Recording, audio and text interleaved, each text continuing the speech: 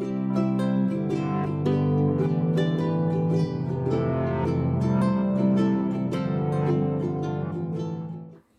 love Squishmallows!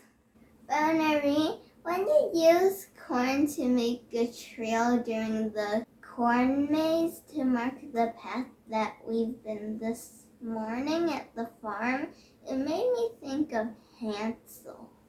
Oh yeah, Hansel used pebbles and breadcrumbs to mark their path home in the story. What are you two talking about? I don't know what the story is about. Why don't we read Hansel and Gretel then? Okay, let's start reading. Hansel and Gretel.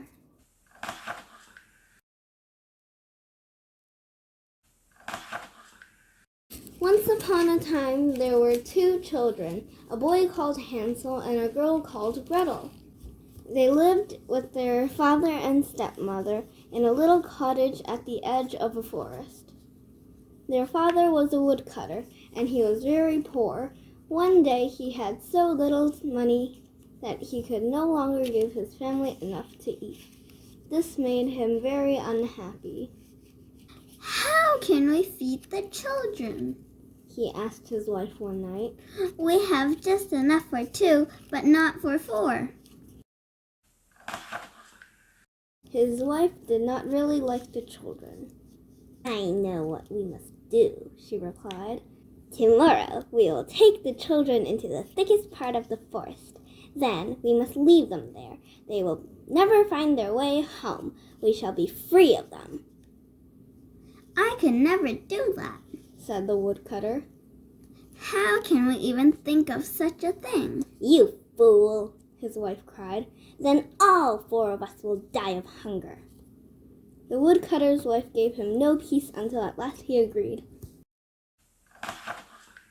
Too hungry to sleep, Hansel and Gretel overheard what was said. Gretel cried bitterly. Don't worry, said Hansel. I will look after you. Once his parents were asleep, he crept quietly outside. White pebbles lay around like silver coins in the moonlight. He filled his pockets with them and went back to bed. Early next morning, the woodcutter's wife wakened the 2 children.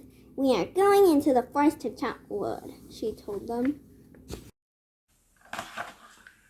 As they walked along, Hansel kept glancing back at the cottage. Hansel, why are you lagging behind? Asked his father. My white cat is on the roof, Father, said Hansel. I'm trying to say goodbye. It's the sun shining on the white chimneys, silly boy, said his stepmother. But Hansel wasn't really looking at a cat. Each time he stopped, he dropped a pebble from his pocket onto the path. When they came to the middle of the forest, the woodcutter said, I'll make a fire so you won't be cold. We are going to chop wood, their stepmother said. We will come for you when we are ready. Hansel and Gretel sat by the fire. Then they waited for their parents to come. They waited so long that they fell asleep. When they woke, it was dark. Gretel was frightened. Wait until the moon comes up, Hansel comforted her. Then we will find our way home. At last the moon rose in the sky. Hansel took his sister's hand and followed the pebbles he had left on the path. They shone like silver coins in the moonlight and showed the children the way home. You naughty children, scolded their stepmother. Where have you been? The woodcutter was very happy to see them. It had broken his heart to leave them in the forest. Before long, the family had very little food again. One night, the children heard their stepmother talking to their father. We have half a loaf of bread left, she told him. Once that is gone, we will have nothing. We must take the children deeper into the forest. This time they must not find their way home. The woodcutter's heart was heavy. He would rather have shared his last crust with his children, but his wife would not listen to his pleading, and again he had to agree. As soon as the woodcutter and his wife were asleep, Hansel got up to fill his pockets with pebbles as before, but his stepmother had locked the door. Sadly, he went back to bed. Don't cry, Gretel, he said bravely. All will be well, you'll see. Early next morning, the stepmother wakened the children. Before they left for the forest, she gave them each a very small piece of bread. As they walked through the trees, Hansel lagged behind and stopped every now and then. Hansel, why do you keep stopping? His father asked. I am looking back at my little dove, Hansel replied. He's nodding goodbye to me. That isn't a dove, you foolish boy, said the stepmother. It's the sun shining on the chimney. But Hansel wasn't looking at the dove. Each time he stopped, he dropped a crumb of bread onto the path. The woodcutter's wife led the children to a part of the forest they didn't know. Stay here, she told them. We're going into the forest to cut wood. We'll fetch you in the evening. At noon, Gretel shared her small piece of bread with Hansel, and they lay down to wait. But when evening arrived, no one came. Don't be afraid, Gretel, Hansel said. When the moon comes up, we will see the crumbs of bread I dropped. They will lead us home. Soon the moon shone, but they couldn't see any crumbs. The birds had eaten them all. Hansel and Gretel walked all night and all next day. They were still deep in the forest. They were so tired they could go no further, and they lay down under a tree to sleep. Next morning, the children walked on. They were very hungry. By midday, Hansel felt they must get help soon or they would die of hunger. Just then, a beautiful white bird perched on a nearby branch. It sang so sweetly that they followed it as it flew through the trees. The bird led them straight to a little cottage. Look, Hansel, cried Gretel. The cottage is made of bread and cakes, and the windows are made of sugar. Hansel broke off a piece of bread. Gretel took a bite from one of the cakes. Soon they were both munching happily.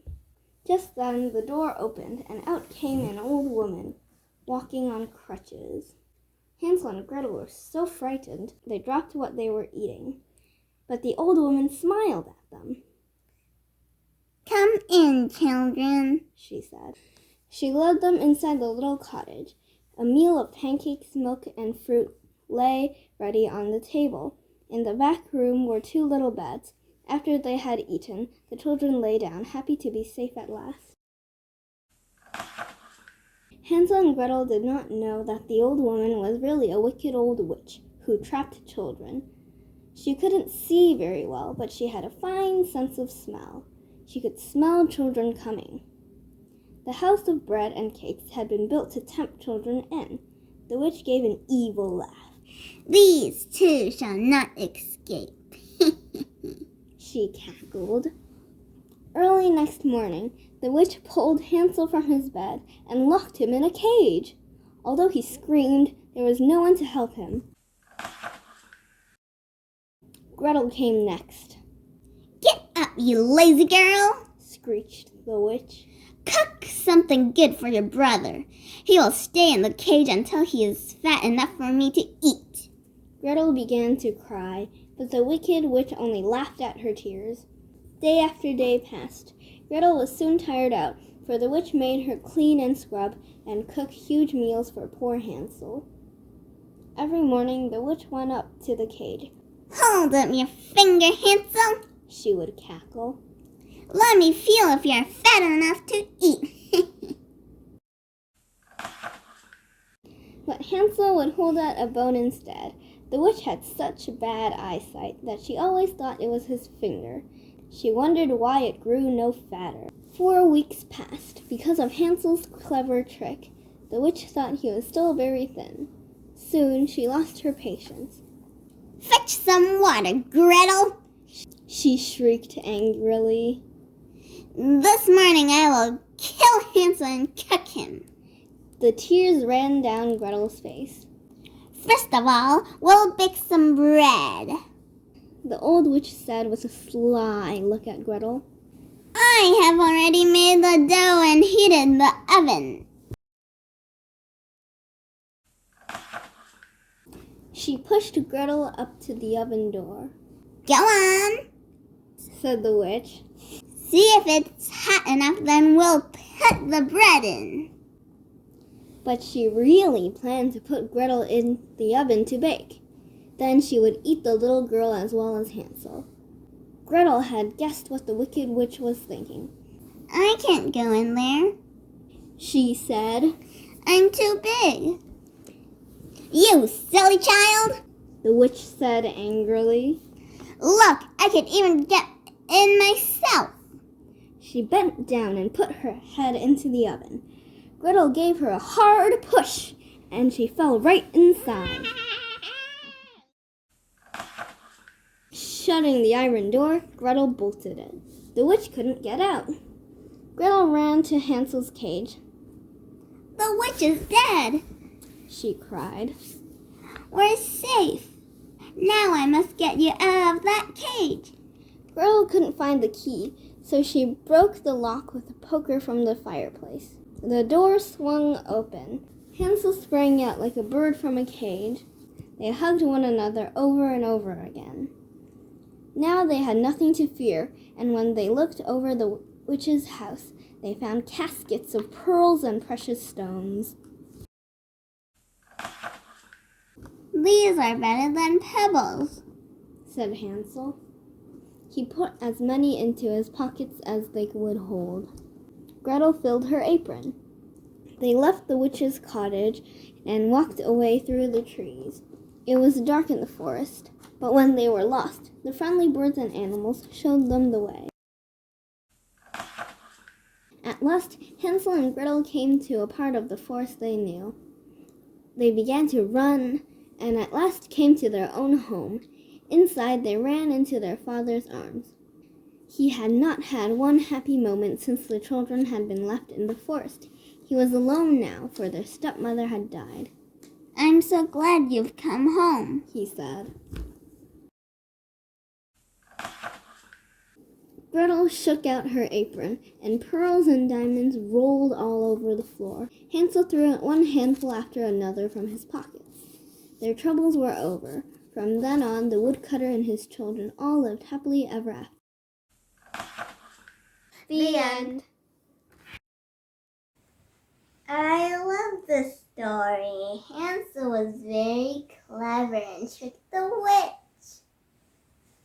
Gretel was very brave and helped save her brother. Yes, we all need to stick to each other and always help each other out.